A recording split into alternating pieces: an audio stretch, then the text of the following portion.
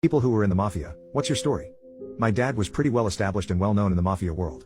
Obviously, the whole mafia thing never crossed my mind as a kid. All of the stereotypical mobster people I saw were just family friends. Uncles, cousins, buddies, wearing gold chains, expensive clothes, smoking cigars in our kitchen. To me, they were just regular people who always treated me nicely and were always kind to me. Whenever they'd come around, my dad would tell me to go play in my room. He would lock the kitchen door and all I would hear would be muffled conversations, loud laughter, and the occasional silence as they whispered something to each other. I didn't know it at the time, but my dad was involved in a lot of stuff: dealing, racketeering, extortion, car theft, and so on. At the time, I didn't pay much attention to it and didn't know anything about it. My first real exposure to it was probably when I was 13. I came home from school and my mom had just made dinner. We sat down to eat and waited for dad for a bit, but he didn't show up. My mom called someone, and nobody picked up.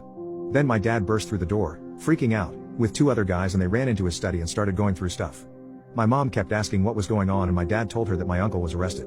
I would later find out my uncle was arrested because he was extorting some local businessmen. The whole court process took a year and my uncle was eventually sentenced to 4 years in prison. They tried to make excuses, but over the years I just got more and more attuned to what was going on. I was friends with a few kids of other mobsters and some of them eventually broke it down for the rest of us because their parents were a lot more open to them about it because they were older.